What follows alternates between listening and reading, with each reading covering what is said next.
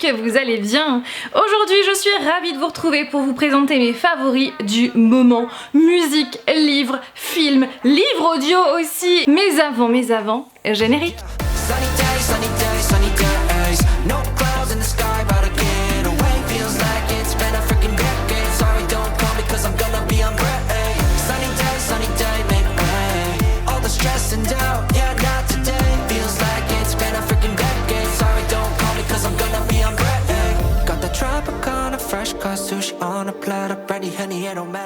Comme d'habitude, je vais commencer ces favoris par vous présenter ma playlist du moment et comme d'habitude, j'enrage de ne pas pouvoir vous faire écouter les musiques en même temps que je vous les présente parce que voilà, ça serait génial, mais comme vous le savez, pour éviter les strikes, eh bien je ne le fais pas. Du coup, je vous mets tous les titres en barre d'informations avec les clips. Comme d'habitude, encore une fois, je ne vais pas vous les présenter par ordre de préférence parce que tout simplement, je n'en ai pas.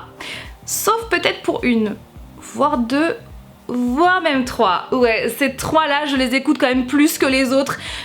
As It Was de Harry Styles, oui, encore et toujours. Comme je vous l'avais dit dans mes derniers favoris, l'album Harry's House est juste incroyable. Donc As It Was et Late Night Talking de Harry's House, c'est vraiment les deux que j'écoute beaucoup. Et la troisième que j'écoute aussi beaucoup, c'est About Down Time de Lizzo. Vous savez, c'est la musique qui fait In a minute, I'm a needle, cinnamon, mellow woman, pump me up, fitty fussy, walking in my Balenciagas, trying to bring out the fabulous, cause I give a fuck way too much. I'm a need like 2 shots in my cup, wanna get up, wanna get down, as I feel right now. Eh bien c'est cette musique, voilà. C'est cette musique là et sincèrement c'est cette musique là, dès que je l'écoute, même quand je suis dans un bad mood ou que ça va pas trop bien, que j'ai mal au dos, que je me suis mal réveillée, tout ça, eh bien elle me donne la pêche et j'ai envie de tout casser, de sauter partout. Ouais, c'est ce genre de musique là et franchement je la kiffe grave et le clip il est génial. Black Magic de Little Mix, j'aime beaucoup cette musique et le clip est très sympathique aussi. Medicine de James Arthur, j'aime beaucoup cette musique également. Girls Talk Boys par 5 Seconds of Summer. Cette musique là, je la trouve géniale et donc sachez que c'est une musique qui fait partie de la BO de Ghostbusters, donc SOS Fantôme, l'héritage, film que je vous conseille absolument. Donc ouais, j'adore le rythme et les paroles, ouais, je suis vraiment fan. Massive de Drake, je la trouve hyper entraînante. Si vous ne le savez pas, je suis vraiment très fan du chanteur Connor Maynard qui fait des vidéos d'ailleurs sur YouTube. Il a vraiment une voix juste incroyable et il adore faire sur sa chaîne YouTube des sing-off. Donc il est toujours avec un invité, donc avec un chanteur ou une chanteuse et en fait tout simplement ils ont l'instru d'une musique qui est connue et ils rajoutent par-dessus des paroles de d'autres musiques qui sont connues et il a fait une musique donc récemment donc sur As It Was de Harry Styles avec le chanteur Harvey. Cette vidéo elle est incroyable, je vous mettrai le lien en barre d'informations et comme à chaque fois je suis fan de ces sing-off et donc du coup grâce à ce sing-off que j'écoute aussi en boucle en ce moment, et bien j'ai découvert le chanteur Harvey, j'espère que ça se prononce comme ça, notamment la musique I Wish I Could Hate You que j'aime vraiment beaucoup. Je trouve que cette musique là colle parfaitement avec mon tome 3 de ma saga marquée que je suis en train d'écrire en ce moment, que je suis en train de... J'arrive doucement à la fin donc c'est vrai que ça m'émeut quand même un peu de savoir que je vais terminer cette saga même si elle n'est pas vraiment terminée parce que comme vous le savez le préquel va sortir l'année prochaine mais voilà c'est la fin de cette trilogie mais voilà ça m'émeut même si en vrai j'aimerais faire d'autres tomes, enfin bref je vous expliquerai ça plus tard. En ce moment j'écoute aussi beaucoup Pieces de Hailey Douai, j'aime beaucoup cette musique, également Sharks d'Imagine Dragons, c'est leur tout dernier tube et franchement j'aime trop, même le clip qui se passe d'ailleurs à Las Vegas, j'aime trop le clip et j'aime trop les paroles. Télépath et Disaster de Conan Gray, c'est un chanteur que j'ai découvert il y a quelques mois, peut-être même plus d'1 an je vous dirais, et ces deux musiques là je les écoute en boucle, surtout Télépath, je la trouve hyper entraînante. Midnight Sun de Matoma et JP Cooper. Move de DNCE, je l'aime trop cette musique. Monsters de All Time Low d'Demi Lovato et Black Bear, j'adore cette musique. J'aime beaucoup aussi Sing It Louder de Particle House. Donc ce qu'il faut savoir c'est que cette musique là elle est disponible sur la plateforme Epidemic Sounds, donc si vous ne connaissez pas c'est une plateforme où vous avez des musiques libres de droit. Par contre il faut payer, donc j'ai un abonnement chez eux depuis des années maintenant, donc tous les mois, pour tout simplement avoir accès à leur banque de musique, voilà. Et donc Sing It Louder, qui est aussi disponible sur Spotify, eh bien c'est une musique que j'adore et que j'aimerais utiliser pour mes, mon futur générique qui est en train d'être finalisé en ce moment. Je vous la fais écouter maintenant.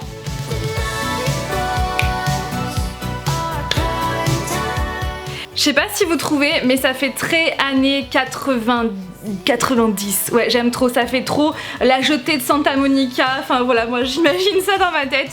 Donc je ne sais pas si vous aimez, si c'est le cas, eh bien dites-le moi et je la mettrai dans mon futur générique. Et je crois que j'ai fait le tour. Si ce n'est pas le cas, attendez, je regarde ma petite fiche, si ce n'est pas le cas, eh bien je rajouterai les autres musiques en barre d'informations. Yeah.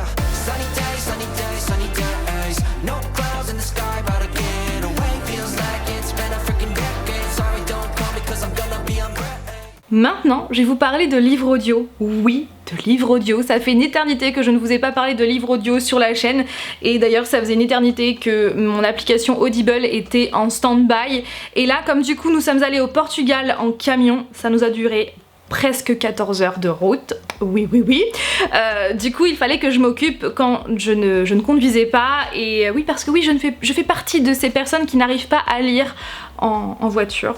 Je vous envie, vous les personnes qui arrivent à lire en voiture, parce que ça serait tellement génial. J'ai essayé même d'écrire pour mes romans, impossible, parce qu'à chaque fois que je lis ou que j'essaie d'écrire ou que j'ai la tête penchée vers... pas possible en fait, j'ai envie de vomir, voilà, j'ai envie de vomir, donc c'est pas top, voilà.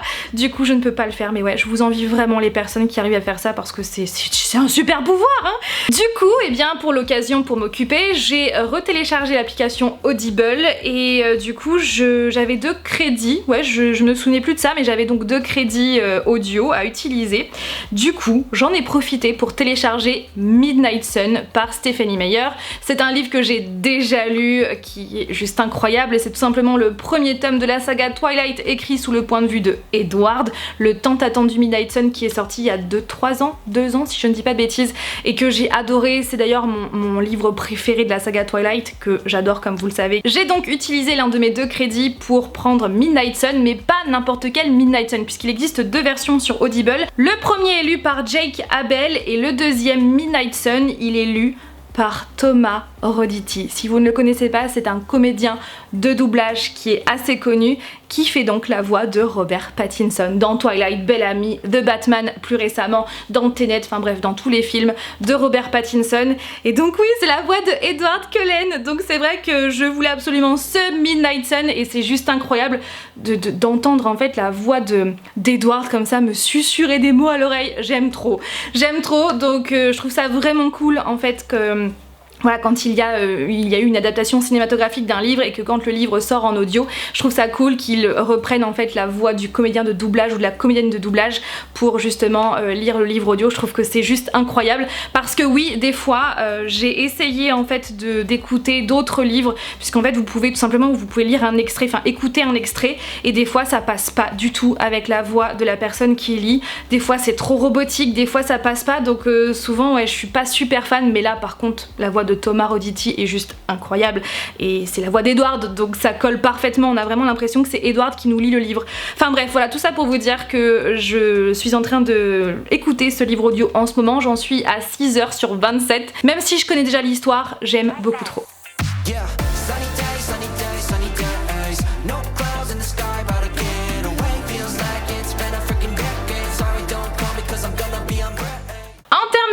Je vais vous parler de Paddington 1 et 2, mais ces films sont juste tellement cute, tellement mignons. Alors je connaissais Paddington, le dessin, la série de dessins animés que j'aime trop.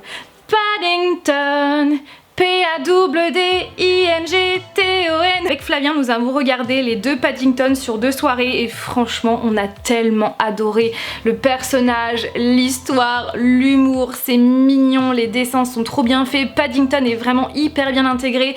Et puis en plus de ça, nous avons vu ces 2 films là donc récemment, donc nous sommes retournés à Londres en avril dernier, donc le vlog est là, et du coup ça nous a fait plaisir de retourner à Londres par le biais de Paddington 1 et 2. et puis du coup ça nous a permis de revoir des endroits que nous avons visités en avril, notamment par exemple je pense à l'Antiquaire qui est situé à Notting Hill, enfin bref, j'aime beaucoup trop ces deux films là, ils sont vraiment hyper mignons, et dans la continuité des films mignons, je dirais aussi Jean-Christophe et Winnie. Alors de base je ne suis pas quelqu'un de très fan de Winnie, de la licence Winnie, ouais j'aime bien mais sans plus, bien que j'ai retrouvé un Polly Pocket Winnie, mais ouais maintenant en grandissant c'est plus trop mon truc. Donc tout ça pour vous dire que nous avons regardé Jean-Christophe et Winnie et c'est très mignon, c'est une adaptation live action avec Ewan McGregor que j'adore, d'ailleurs tout ça en rime. C'est vraiment un film qui je trouve qui est de très qualitatif. Bon après Winnie au départ avec ça fait un peu pas creepy mais ça fait un peu étrange, mais je trouve que c'est bien intégré quand même. Il y a de l'émotion, d'ailleurs comme Paddington, c'est très charmant, ça parle justement du passage à l'âge adulte et le fait de laisser derrière soi son côté âme d'enfant pour faire face à ses responsabilités, c'est onirique, et ouais je trouve que c'est vraiment très sympathique. Donc ouais, regardez aussi Jean-Christophe et Winnie. Maintenant je vais vous parler de Milo sur Mars, qui est vraiment un film d'animation que j'ai adoré, que nous avons adoré avec Flavien, qui est vraiment très bien fait, qui est visuellement beau, avec des décors vraiment très bien réalisés. Je trouve que c'est un film d'animation qui est très qualitatif, il y a de l'humour, il y a un super beau message d'amour envers toutes les mamans, c'est émouvant, et donc ce qu'il faut savoir c'est que ce film d'animation il est fait en motion capture, donc vous avez en fait les acteurs qui ont des vrais acteurs hein, qui ont des capteurs, et voilà ils reproduisent les mouvements en film d'animation, enfin en animé si je puis dire, et c'est vraiment hyper bien fait. C'est un film qui est disponible sur Disney+, et qui à mon sens c'est beaucoup trop dommage que ce film ait fait un flop à sa sortie, ce qui fait que j'en avais jamais entendu parler jusqu'au jour où je l'ai vu sur l'application Disney+. Donc ouais c'est dommage que ça a été un flop, parce que c'est vraiment un film que j'ai trouvé vraiment bien. Après ce n'est pas non plus le film d'animation du siècle, mais il vaut vraiment le coup d'œil. Ouais. Hey, je suis une autre Fanny pour la simple et bonne raison que depuis que j'ai tourné cette vidéo favori du moment que vous êtes en train de regarder, eh bien j'ai eu un énorme coup de cœur pour un autre film et il fallait absolument que je vous en parle. C'est Purple Hearts, disponible sur Netflix. Mais ce film il est juste incroyable en fait. Donc c'est Purple Hearts en version originale, et en français c'est Nos cœurs meurtris, mais pour tout vous avouer je préfère largement le titre en version originale. Ce film est tiré d'un livre de Tessa Wakefield, et j'ai trop hâte qu'il sorte en français. Voilà, j'ai trop hâte parce que j'ai tellement aimé le film que j'ai maintenant envie absolument de le lire en livre. Donc je sais pas, Hachette Roman, essayez de racheter les droits s'il vous plaît pour qu'on puisse le lire en français, parce que ouais j'aimerais beaucoup trop le lire en français, mais je pense que ouais hein, il va sortir en français vu l'engouement que ce film a en ce moment. C'est donc l'histoire de Cassie qui a été diagnostiquée 6 mois avant le début du film de la maladie du diabète. Elle doit absolument avoir son traitement d'insuline pour pouvoir vivre, sauf qu'elle est arrivée à un moment donné où le traitement est tellement cher parce que ce n'est pas couvert par son assurance maladie, puisque oui aux États-Unis ils ont des mutuelles qui coûtent la peau des fesses et ils n'ont pas de sécurité sociale comme nous. Voilà, c'est très instable, enfin c'est pas du tout comme chez nous, on a vraiment de la chance d'avoir la sécurité sociale. Donc bref, c'est tellement cher qu'elle est arrivée à un moment donné où elle n'a plus de fric, elle fait plein de boulot pour pouvoir payer son loyer et aussi son traitement, mais à un moment donné c'est soit payer le traitement, soit payer le loyer, donc c'est un peu compliqué. Et nous avons un deuxième personnage qui est Luke Morrow, qui en fait s'est engagé dans l'armée, il est actuellement en permission mais il va partir en guerre en Irak, et il a un passé plutôt chaotique et il doit notamment une très grosse somme d'argent à quelqu'un. Et en fait un jour Cassie va faire la rencontre de ce Luke lors d'une soirée, puisque Cassie est aussi serveuse, elle est chanteuse, elle livre aussi des repas à domicile, et elle fait aussi, donc elle est serveuse dans un bar. Et ce qu'il faut savoir c'est que Cassie déteste, j'allais dire adore, mais non, elle déteste les soldats parce qu'elle est très féminine, très girl power, enfin voilà, elle ne comprend pas le système américain, parce que voilà, dans ce film on voit vraiment beaucoup les différences sociales. Cassie va rencontrer Luke lors d'une soirée, puisque Luke c'est l'ami de Frankie qui est l'ami de Cassie, et enfin bref ils vont se rencontrer, et peu de temps après ils vont tous les deux ils ne vont pas avoir d'autre choix que de faire un faux mariage, puisque Cassie en se mariant avec Luke, eh bien elle va pouvoir bénéficier de la sécurité sociale, donc avoir son traitement qui va être intégralement payé. Et puis aussi il va y avoir plein d'allocations familiales, etc., de l'argent en plus pour le foyer. Donc ils vont faire un faux mariage, comme ça Cassie a son traitement et Luke va pouvoir rembourser le gars à qui il doit de l'argent. Donc ça va être un faux mariage, ils vont faire semblant, sachant que c'est interdit par la loi, etc. Sinon ils peuvent aller en tôle à cause de ça, parce que voilà, on rigole pas avec l'armée. Faire un faux mariage et essayer de tout faire pour faire comme s'ils étaient amoureux. Il va se passer plein de choses et c'est vraiment un film qui est beau, qui est rempli de belles valeurs, qui parle de sujets très forts, qui sont vraiment bien aboutis. Ça parle de féminisme, de girl power, parce que Cassie veut se débrouiller sans homme, mais voilà, il va se passer plein de choses et il y a aussi, ça parle de misogynie, ça parle de racisme. Ça parle aussi du fait que les États-Unis sont imparfaits, ça parle des différences de classe sociale, ça parle également de maladies, de diabète, ça parle également de guerre, de la guerre en Irak, ça parle de tout plein de sujets différents et c'est juste très bien abouti. Les deux acteurs, Sofia Carson qu'on a vu dans Descendants et donc l'acteur qui joue Luke, c'est Nicolas Galitzine, je crois, qu'on avait vu dans le film Cendrillon avec Camila Cabello, qui est juste génial, j'avais adoré ce film. Enfin bref, donc du coup les deux acteurs sont juste incroyables, vraiment ils matchent trop bien ensemble, on voit qu'il y a une alchimie. Dans ce film, Sofia Carson chante, mais les musiques sont trop belles. Du coup depuis que j'ai vu ce film, j'écoute en boucle l'album de Purple Hearts en boucle. Du coup depuis elles ont été ajoutées à ma playlist du moment, donc tous les liens sont en barre d'informations. Alors pourquoi le titre Purple Hearts? Tout simplement parce que déjà le Purple Heart c'est un hommage, c'est une sorte de... oui, c'est une médaille, c'est ça, qui est donnée aux soldats qui ont œuvré pour la patrie aux États-Unis. Donc c'est donné quand ils sont décédés sur le champ de bataille, ou alors quand ils ont eu un accident, quand ils étaient sur le champ de bataille. Donc ça veut dire ça aussi. Et aussi pourquoi Purple Hearts? Et bien parce que Sofia Carson avait expliqué dans une interview que en fait, Cassie c'est par exemple le cœur rouge et Luke le cœur bleu, ou inversement, je ne sais plus. Donc chacun est différent, ils ont des valeurs différentes, et le fait de justement d'être ensemble, de se côtoyer, etc. Le rouge et le bleu vont former une nuance de violet, donc d'où Purple Hearts. Voilà, ce mélange des deux, et je trouve que c'est trop beau, j'aime trop la signification, et c'est vraiment un film qui est magnifique et qui est incroyable. Et en plus de ça, ça se passe en Californie, à Oceanside, soit 1h30 de Los Angeles, la ville que j'aime tant comme vous le savez. Enfin bref, c'est un film que je vous conseille qui est vraiment incroyable.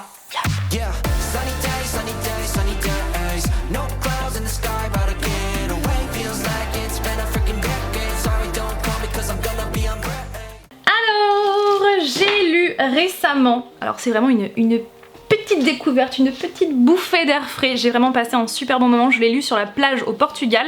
C'est Float par Kate Marchand. Je remercie encore une fois les éditions Hachette Roman pour cet envoi, parce que ouais, c'est une très très belle découverte. C'est l'histoire de Waverly Lyons qui depuis toute petite passe l'été avec l'un ou l'autre de ses parents divorcés. Alors ce qu'il faut savoir, c'est que de base Waverly habite en Alaska, et donc voilà, elle passe l'été soit chez son père, soit chez sa mère, sauf que cette année-là, ses parents vont l'envoyer chez sa tante en Floride. Vous imaginez bien que Waverly va avoir du mal à s'acclimater, puisqu'elle va passer de l'Alaska à la Floride, du froid à la chaleur. C'est vrai que c'est quand même très différent. Et en plus de ça, la cerise sur le gâteau, Waverly n'aime pas du tout la mer, elle ne sait pas du tout nager, mais malgré tout, elle ne veut pas se laisser abattre. Elle va prendre 2 résolutions pour ses vacances, se faire des amis et devenir la fille cool qu'elle a toujours rêvé d'être. Seul obstacle, elle n'y arrivera pas sans Blake, le voisin super craquant et super détestable, oui, comme on aime. Et franchement, j'ai adoré. J'ai adoré parce que c'est frais, c'est bienveillant, c'est sans prise de tête, c'est vraiment une bouffée d'air frais.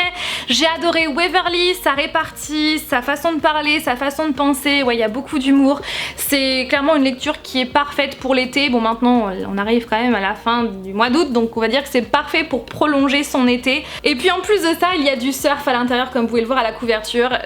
Enfin non, vous ne le savez pas, mais depuis toute petite, je rêve de faire du surf. Je rêve, j'ai toujours rêvé de faire du surf, donc j'ai bien aimé voilà ces références au surf. Et puis en plus de ça, il y a un des personnages, je ne vais pas vous dire lequel, est maître nageur. Comme vous le savez ou peut-être pas, de base je suis maître nageur, j'étais maître nageur jusqu'à l'année dernière, donc j'ai adoré ces clins d'œil là, et clairement si vous avez envie de prolonger votre été, vous allez passer un super bon moment. Et en ce moment je suis en train de lire, il est là-bas, attendez, je suis toujours là, en ce moment je suis... c'est mon tabouret qui fait ce bruit là. Je suis en ce moment en train de lire L'ombre des Crows par Chloé Bennett. Donc c'est un livre qu'elle a auto-édité et franchement... j'ai qu'une seule hâte, c'est de me replonger dans ce livre tellement j'aime l'histoire. Donc je vous en reparle dans mon prochain update lecture qui je pense va arriver prochainement vu ma cadence de lecture. Après cela, je vais enchaîner avec ce livre-là, La plus forte, que j'ai reçu des éditions Hachette Roman, que je remercie encore une fois. Donc par Jo Watson, la couverture je la trouve juste canon et c'est d'ailleurs dans la même collection que Float. Et ouais, je trouve que ça va trop bien ensemble ces deux livres-là et ce livre-là me fait beaucoup trop de l'œil, donc ça va être ma prochaine lecture après L'ombre des Crows, que je n'ai pas envie de terminer rapidement parce que pour le moment j'aime trop. Voilà pour cette vidéo, j'espère qu'elle vous a plu. Encore une fois, je pense que j'ai beaucoup trop parlé, je pense qu'elle va durer encore 1500 ans, n'est-ce pas? Mais bon, avec moi vous avez l'habitude. Mais quand je me mets à parler, c'est difficile de m'arrêter. Donc comme toujours, n'hésitez pas à réagir en commentaire, à me dire quels sont vos favoris du moment. J'ai vraiment hâte de vous lire et de découvrir de futures pépites. Je vous fais donc tout plein de bisous et je vous dis donc à dimanche prochain. Oui, parce qu'on ne reprend pas encore le rythme des vidéos habituelles, on va le reprendre mi-septembre, vous verrez pourquoi très prochainement et voilà, je vous fais plein de bisous encore une fois et je vous dis à dimanche prochain pour une nouvelle vidéo. Bye!